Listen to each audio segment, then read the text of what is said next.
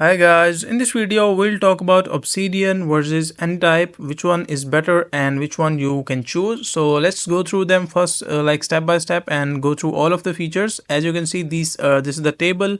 And if we talk about the Anytype, first of all, like best for individuals, and Obsidian is also best for individuals. And the features, if we talk about the features, Anytype is like object-based note-taking and templates, shared workspace, mind map, widgets, and offline access as well. And talking about the Obsidian, like note-taking, graph view, and internal links, plugins, canvas views. And the next thing is like user interface, like visually appealing but complex and has a long learning curve. Like it might take you a long time to learn the interface of this application. And if we talk about the Obsidian, like old-fashioned and complex and has a long learning curve. So this one is also similar to that one, but it is old-fashioned.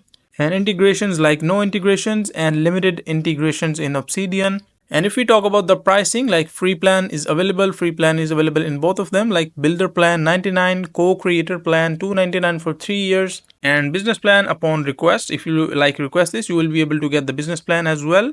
And if we talk about the Obsidian, like here you can see commercial use $50 per year, Obsidian sync add-on $4 per month and $8 per month, like if you use Obsidian publish add-on. And Catalyst is $25 plus one-time payment, and mobile application is available for both of them, and offline versions are available, and the rating is 4.8 and 4.9. so both of them are good, but there are many individuals who prefer this application called Obsidian, and rest is your choice, like whichever fits best for you, so you can try that application. They both are good.